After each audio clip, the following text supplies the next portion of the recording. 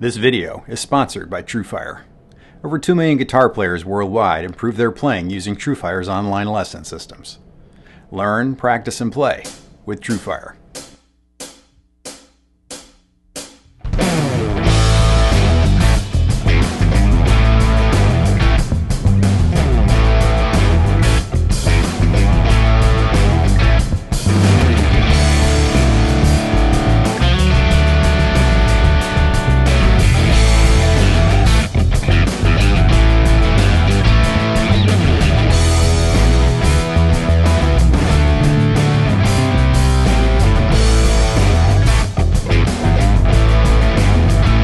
Hi, this is Keith Williams.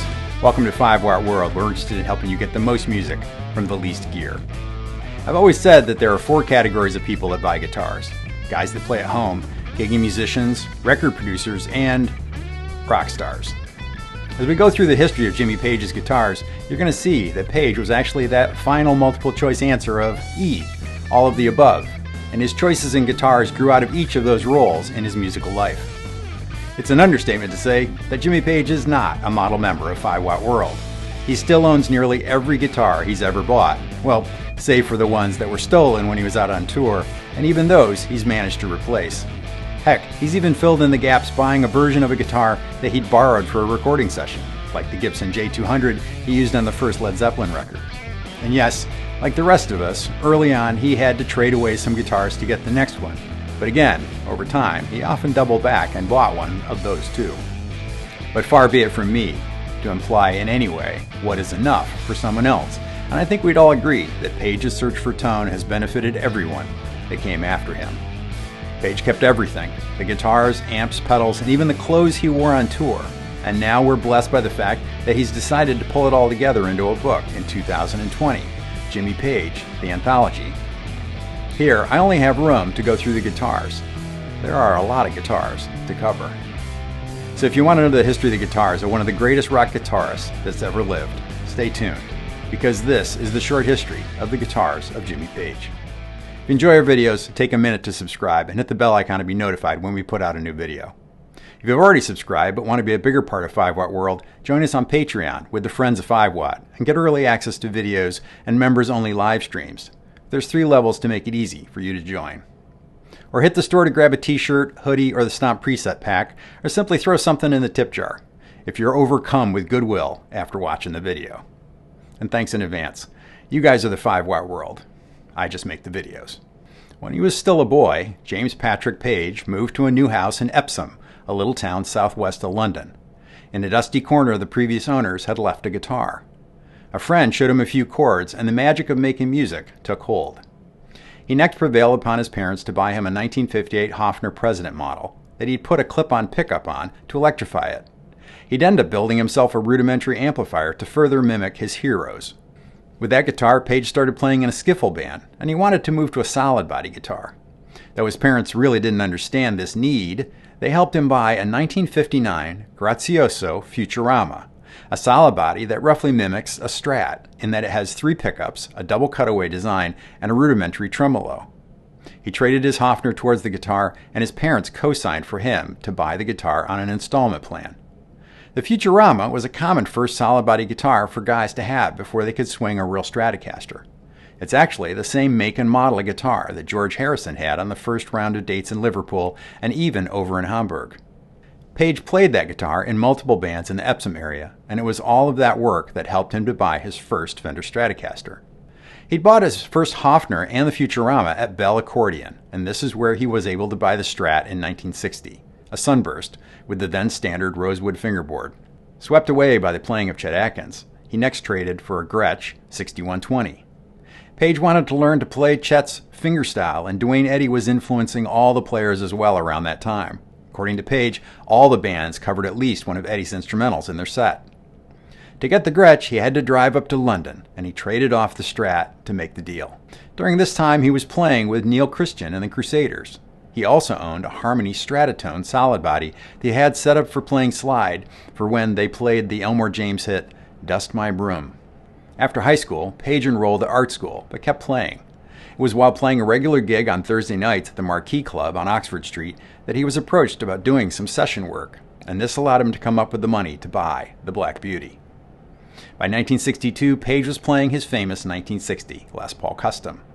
He'd seen it hanging in the window at Lou Davis, which was an annex of Selmer's music store in London's Charing Cross Road. All black and gold, 3 PAF pickups, and a factory Bigsby. The guitar was expensive, and Page juggled all sorts of pay-on-time and trade-ins to pull it off. He said when he played it, unplugged, in the store, that it felt like it was coming home. For the session work, he also had an old Harmony acoustic. It was a Harmony Sovereign model that he'd bought new around that time. This guitar would carry him all the way into the Led Zeppelin years. In and around London, he was exposed to Indian music, and he got it in his head to buy a sitar. His father worked out near the airport and knew a number of people that worked out there from India, and found someone that would arrange to have one shipped from there. Also around this time, he had a chance to see Ravi Shankar in concert, and he said that it helped him to get a much better sense of the tuning and technique that should be used on the sitar. He said that working on the instrument, though he really couldn't play it, opened up the way he approached listening to music. He would transfer these ideas to bending on the electric. Much later, during an exhibition at the Metropolitan Museum of Art in New York, Page had a chance to see a sitar that had belonged to Ravi Shankar, and was surprised to see it had been made by the same builder in India that had built his. The success of the Beatles was helping record labels see that the bands that wrote and performed their own music was an up-and-coming thing. But the label often still wanted studio players to record the song, and Page played on those. He loved writing guitar parts, and he was very successful. So much so that he would work with the Rolling Stones, the Kinks, The Who, Joe Cocker, Petula Clark, Van Morrison, Cliff Richard, and David Bowie, along with many others. The Custom was his main guitar during that busy time of session work from 63 to 65. Page said that you can hear the Custom in all its glory on a cover of the Little Willie John tune, Leave My Kitten Alone, by the band First Gear. The session was engineered by Glyn Johns, who Page had known since they were both children back in Epsom. Johns would of course go on to work directly with the Beatles and later famously with Led Zeppelin and so many others. It was also during these years of studio work that Page bought the Dan Electro from Selmer. It was a Model 3021 that was built between 58 and 65. The low price of just 35 or 40 pounds allowed Page to have a very different sounding alternative to a Les Paul in the studio for not much money at all. Page said he bought his really early in the time window that they were available. He'd go on to play that guitar at the Royal Albert Hall in 1970 on White Summer, Black Mountain Side. He says it was a very important guitar in his history, and it inspired him to write both Kashmir and In My Time of Dying. 3, 4.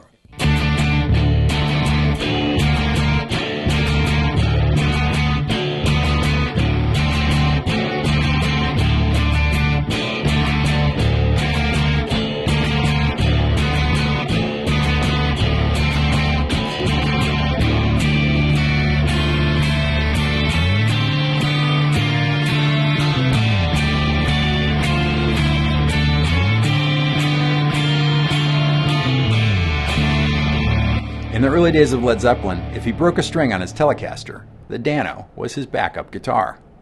I mentioned the tailpiece being changed later on, really in the mid-70s, so if you're chasing the sounds of Page playing the Dano from the albums, I'd tell you to get the reissue with the Rosewood Bridge, as that's what's on the guitar for most of this time in Zeppelin. The low-output lipstick tube pickups have a unique character that really helps them cut through. If you want to learn more about Page's Dano than I have room for here, check out my video about the history of Dan Electro after watching this one.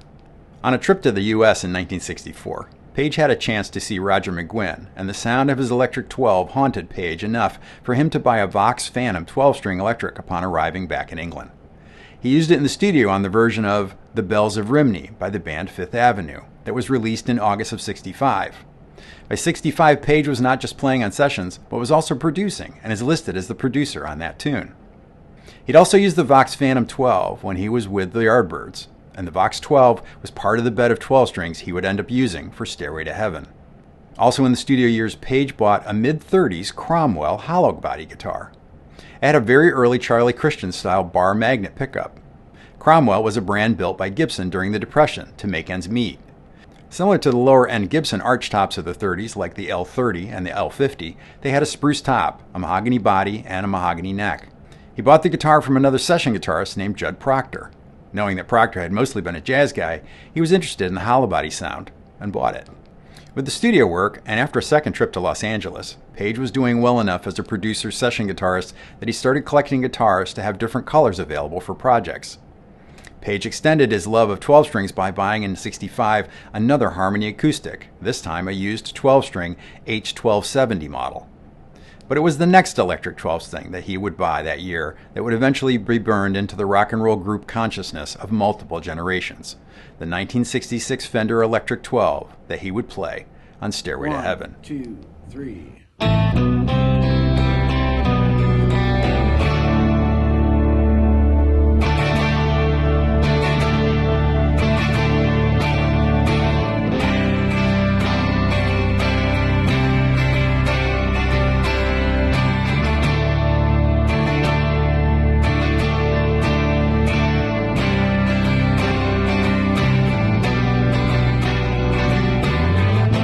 In his book Anthology, Page mentions this guitar as part of the story of how he co-wrote and later recorded Beck's Bolero with Jeff Beck.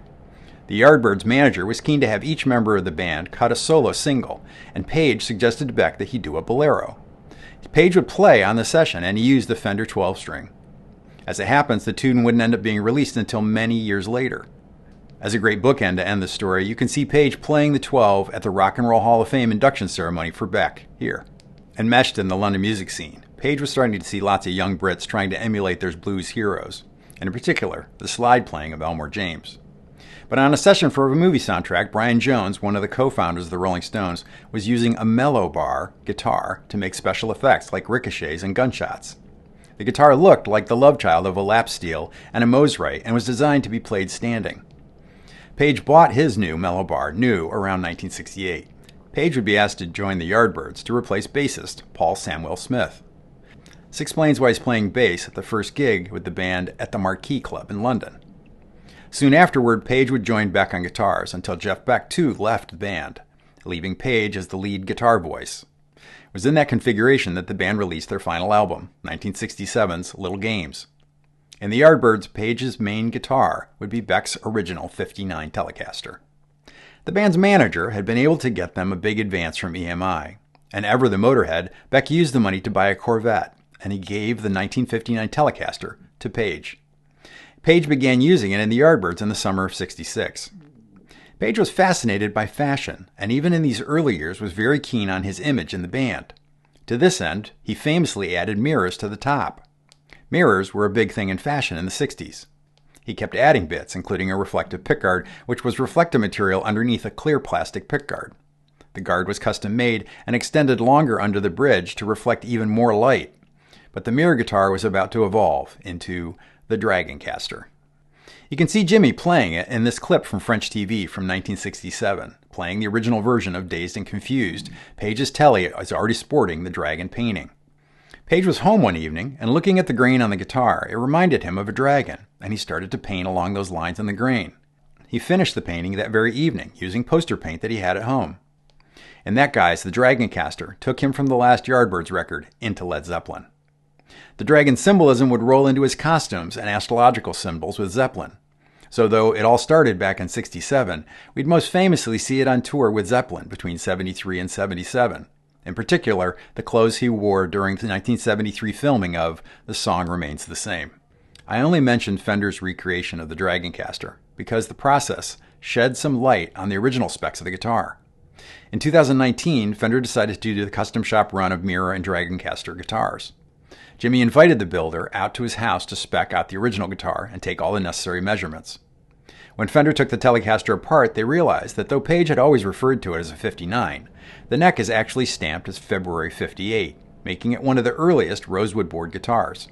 From '59 to '61, Fender made guitars that had both top-load and string-through bridges, so it's hard to say whether the guitar is an early production '59 or whether it had been put together as a parts caster. By the time they were taking the measurements, the dragon finish had been stripped off the guitar long ago, so the guys from Fender were working on a stripped guitar. This meant that some of the telltale signs that would have let them definitively check the year were gone. The custom shop made just 50 pieces of each guitar. Page signed the headstock and personally painted parts of the design on each of the Dragon guitars.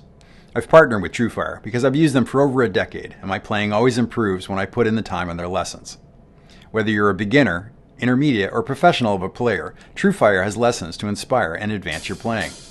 As you know, I always promote spending money on lessons before new gear. I really like TrueFire, and I think if you give them a shot, you'll like them too. Get 25% off courses using the promo code 5watt25, or, like I have for many years, sign up for the All Access Pass to use the entire TrueFire catalog. You can sample anything in that catalog with the All Access Pass and see where the muse takes you. I love their tagline, learn, practice, and play with TrueFire.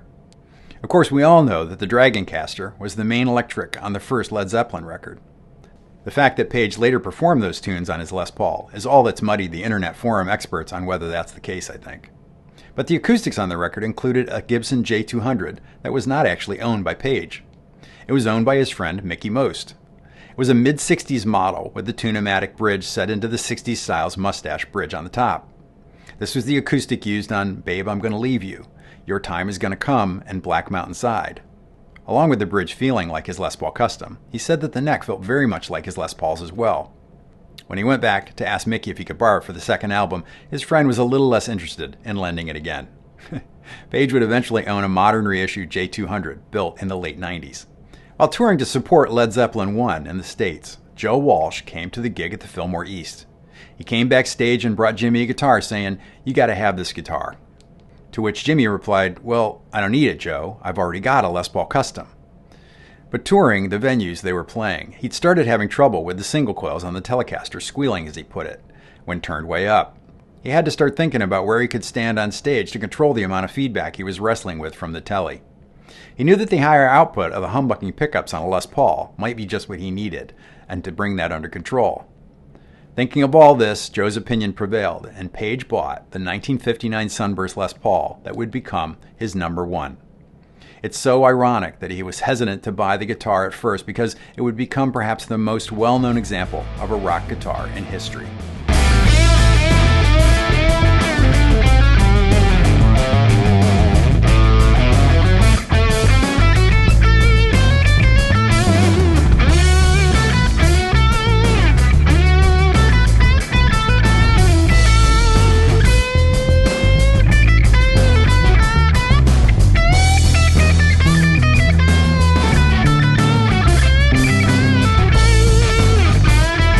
When they started rehearsals for the second record, he played the 59 on Whole Lotta Love, and that cemented it for him.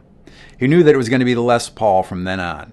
He said that he always wanted each record to have its own sonic signature, and this change in his main guitar voice was it.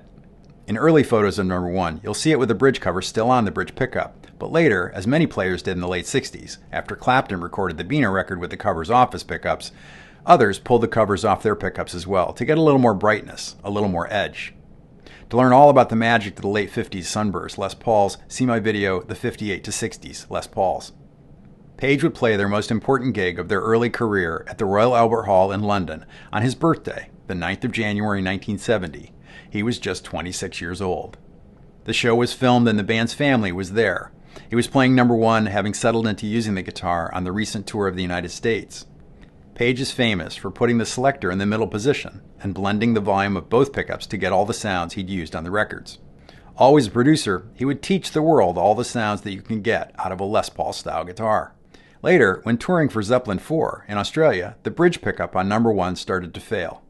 Page didn't have his Telecaster along as a backup, and he had to muddle on with the pickup fading away. After the tour, he sent the pickup to Dan Armstrong in New York, who was then the top pickup expert in the world. When the pickup came back and was placed in the guitar again, Page said, quote, "It was like the guitar had had a facelift. It wasn't quite the same, but it was close," end quote. He was still using the Les Paul Custom on some tunes on the tours. Playing a gig in Minneapolis, they were headed to Montreal after, and when they landed, the guitar was not with the gear. You couldn't track luggage back then, no computer systems, etc., so Page could only take out an ad in Rolling Stone magazine using a picture of Robert Plant playing the guitar in the dressing room. It's the only photo they had of the guitar. Years and years later, a good friend of Jimmy's, Perry Margouleff, made it a mission to find the Custom, and Perry did come up with the guitar in the end. It had been stolen at the Minneapolis airport, and the thief had put it under his bed, where it had stayed until he died, after which it had been played in a punk band for 20 years. The guitar had been restored to its original form, individual switches for the pickups removed, and pickup covers replaced. 45 years after it was stolen, they were only able to identify the guitar by the unusual pattern of the pearloid inlay at the 12th fret. They used images of the Black Beauty from the Royal Albert Hall footage to use as a match. As every pattern of pearloid is unique, this is often the way to identify a lost guitar. He had the guitar back in time for the Play It Loud exhibition at the Metropolitan Museum in 2019. The stable of guitars was consistent through Led Zeppelin III, but once they'd worked out the arrangements for Stairway to Heaven on Led Zeppelin IV and the studio recording, they were faced with the challenges of recreating that live. The song had been composed on his Harmony Sovereign acoustic. As the song builds, the Vox Phantom 12 and the Fender 12 come to the forefront. As you move to the section of the tune preceding the solo, what Page refers to as the fanfare, he saw that as a big 12-string statement. The solution came in the now iconic 1968 Gibson EDS 1275 double neck that Page would end up using to play Stairway live.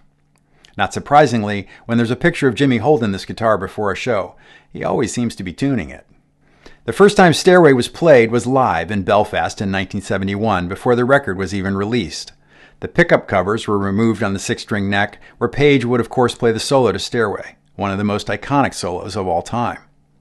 Page would also use the double neck on The Song Remains the Same, and also he could have it set up with a special tuning for The Rain Song. While working on Houses of the Holy, Page would have his first chance to use a Martin D28 that he'd acquired after recording Stairway to Heaven. Excited to use it, he was messing about with the tuning to an altered drop D, that is from low to high, D, G, C, G, C, D. He said that after he found that tuning, the whole structure of Rain Song came together really quickly. Page bought the Martin D28 shortly before he acquired the double neck. His 1969 D28 was one of the last guitars built with Brazilian rosewood back and sides. He'd use it on the 4th record, on Bron Your R and Over the Hills and Far Away. And by the way, I checked this pronunciation with Welsh guitarist Chris Buck, who then checked it with friends who'd grown up speaking Welsh. So thanks for the help, Chris. Page wouldn't take either of his high-end acoustics on the road, the Harmony Sovereign, nor his Martin, and at this point he used a 1965 Yamaha FG 180. Sadly, the actual Yamaha that Page used on those tours was stolen in an airport while touring. While with Led Zeppelin, Page would buy a Les Paul from Mike Ladd in Memphis. Ladd had a background in cars as well as guitars and had oversprayed the gold top with red, yielding the classic candy apple hot rod red of the guitar, on a natural back and sides. Overspraying gold or silver is actually how Fender created the candy apple red as well. The story goes that Ladd's uncle had worked at Gibson, and the guitar had been put together from both old and new parts. Page particularly liked the neck and said that it may have been pulled together from spare parts, but it was a really good guitar. He used the red guitar as a backup to number 1, and you can see him playing it in the film The Song Remains the Same in 1973. The guitar later had a B-bender added, but you see it in the film in its original form.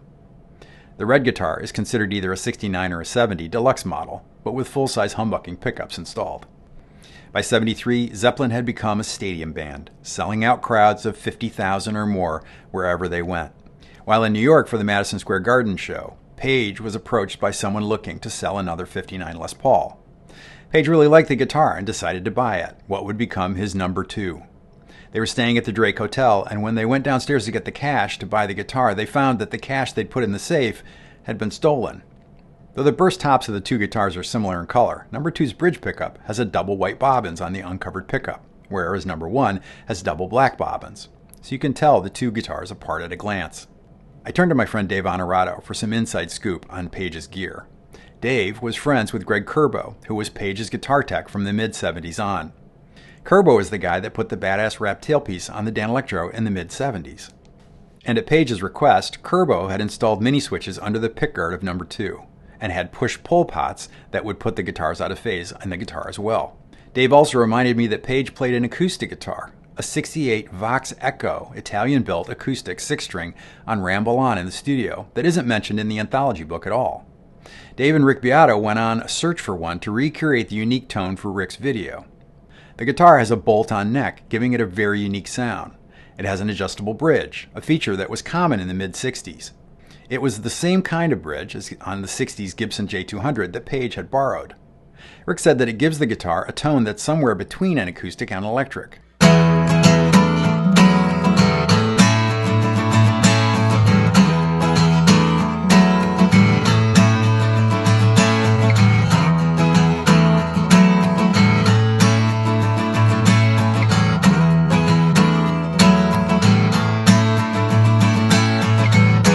Zeppelin was doing very well, and Jimmy had some extra money in hand and decided to buy some guitars, as he put it, that had been played by his heroes.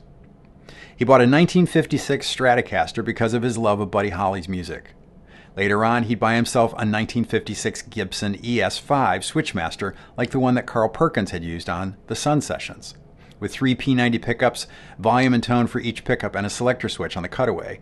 Page would later also own a 1959 Switchmaster with 3 humbucking pickups that he used on Candy Store Rock to try to get a rockabilly feel like Scotty Moore. On the big tours at some dates, they would set up a room with guitars for the band members to check out. On one of these occasions, there was a 1952 Fender Precision bass, and when John Paul Jones passed on it, Page snapped it up. He'd used the P bass on all his demos recorded at his home from that point forward, and it appears on 10 Years Gone. Along with the 56 Strat, the 2 Fenders would often appear on these home recordings. In addition to the 56 Burst Strat, Jimmy had a 60 or 61 Olympic White Stratocaster as well that he later used to do the final recording parts on 10 Years Gone in the studio. In addition, by the mid-70s, Page had an early 1960 Lake Placid Blue Stratocaster that he'd play on the Earl's Court Arena show in 1975. In the mid-70s, Gibson sent Page a Les Paul recording guitar. With the many switching combinations and the low impedance pickups, Page thought it was a very interesting guitar, but commented that the guitar they'd sent over was very heavy, and wasn't the sort of thing that you would want to wear around your neck, sort of confirming the weight of the 1970s Les Pauls being the heaviest they'd ever been, including the ones that the guys at Norland sent on to Jimmy Page. While on tour in New York, Page was in Manny's guitar shop, and one of the salesmen impressed on him that they had a guitar he absolutely had to see, a 12-string Guild. Page protested that he already had a 12-string Harmony, but once he looked at the guitar, he agreed that he should have it. It was a 71 Guild F612.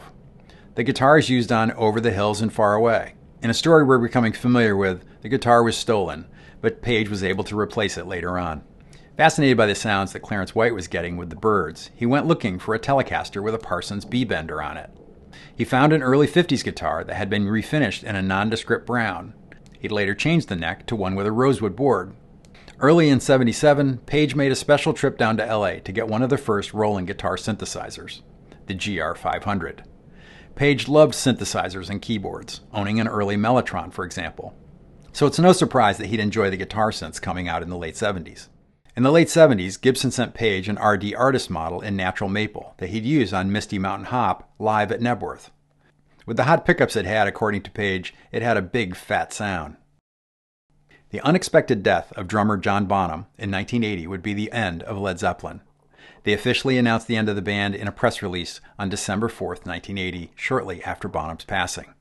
Page would go on to own other beautiful guitars throughout his life, but likely, like me, you're most interested in the guitars that he had used during the years making history in his session work, the Yardbirds, and with Led Zeppelin.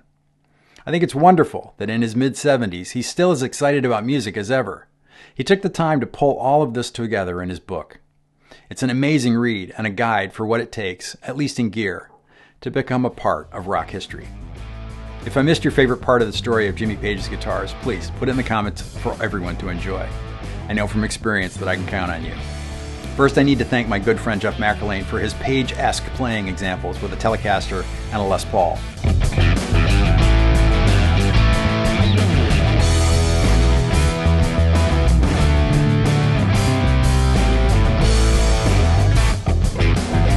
Not only can Jeff play this music, he knows how to help you play it too. Jeff is one of the top guitar instructors in the world. See his courses via his website. I need to thank my good friend Rick Beato for working with me on this video, in particular for sharing his video clips and playing some classic riffs on his Fender 12, Dan Electro Modified 59, and the Vox Echo Acoustic. Rick was listening to Zeppelin in the 70s when I was off listening to Genesis, and I'm glad he was. I used a number of articles and books for this one, but the overarching majority of the information, including the many quotes from Jimmy Page himself, came from his book, Jimmy Page, The Anthology. In addition, the Gibson Les Paul by Dave Hunter and the Les Paul Guitar Book by Tony Bacon were great references. I want to thank Dave Honorato from Dojo Guitar Repair in Atlanta. I've stopped being surprised at all the people Dave's known over the years, and the fact that he knew Page's guitar tech was icing on the cake. Check out Dave's Instagram feed for more great guitar stories. I need to thank all of you that have purchased merch in the store, whether it's a Stomp preset pack or a warm hoodie. In particular, I need to thank the Friends of 5 Watt on Patreon. It's a guitar community that I've always dreamed of having, and it's been really great over the past couple of years being locked away at home. If you enjoyed this short history of the guitars of Jimmy Page, hit the like button, and if you haven't subscribed yet, go ahead and hit that too. Thanks for watching. Until next time, I'm Keith Williams. Thanks for being a part of the 5 Watt World.